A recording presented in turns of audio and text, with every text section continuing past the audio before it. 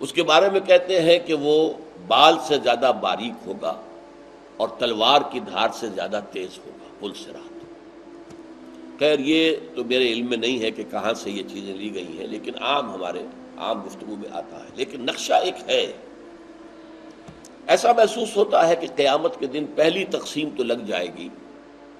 جیسے آپ دیکھتے ہیں سٹون کریشرز جو ہوتے ہیں، پھر جب وہ ٹوٹے ہوئے آ رہے ہوتے ہیں تو اس میں پھر چھلنیاں لگی ہوتی ہیں۔ پہلے اس سائز کی چھلنی نکل جائے گا پتھر، پھر اس سائز کا، پھر اس سائز کا۔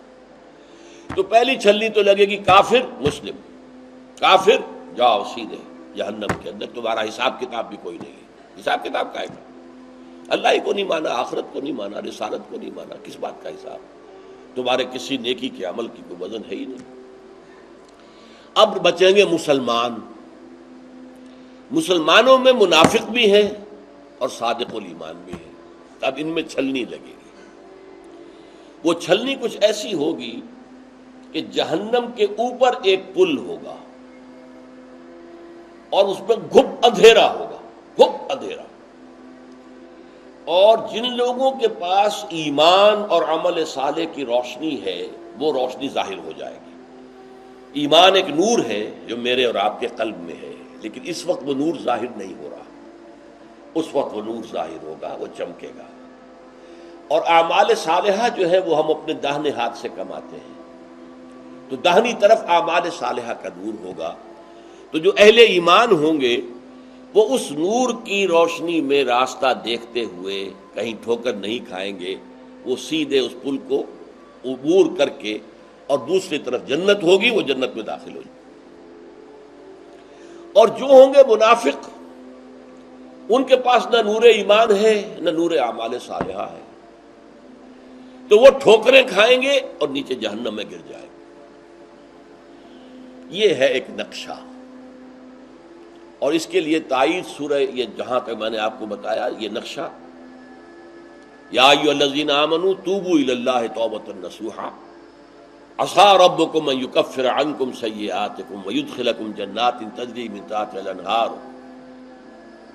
یوم لا یخزی اللہ النبی والذین آمنوا معہ نورہم یسعی بین ایدیہم وبایمانہم۔ ان کا نور دوڑتا ہوا ہوگا ان کے سامنے اور ان کے دائیں طرف۔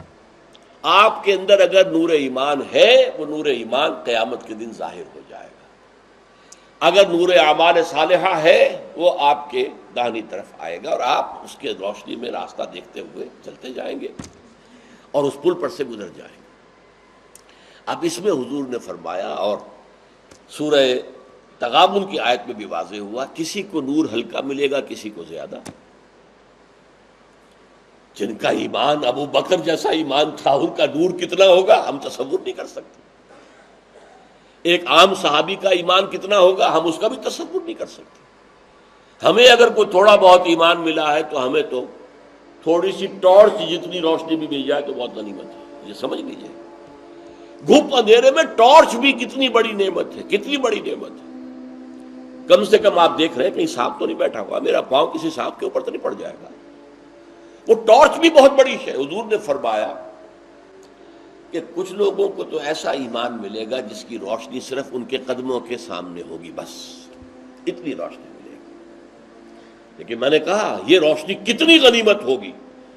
قدموں کے آگے روشنی ہو تو تباہی سے بچ جائیں گے، ٹھوکر نہیں کھائیں گے، کہیں کوئی سانپ کوئی اور اس چیز کوئی موذی شے جو ہے اس سے بچ کر جائیں گے۔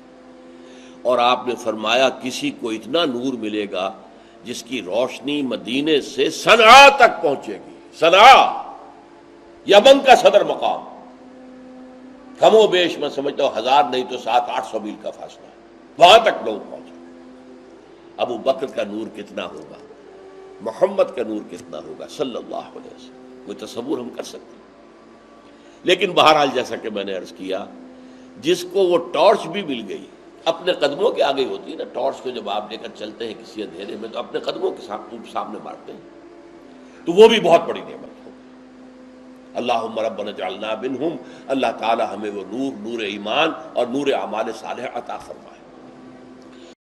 دین کی بات پھیلانا صدقہ جاریہ ہے، ثواب کی نیت سے ویڈیو کو شیئر ضرور کیجیے۔ جزاک اللہ۔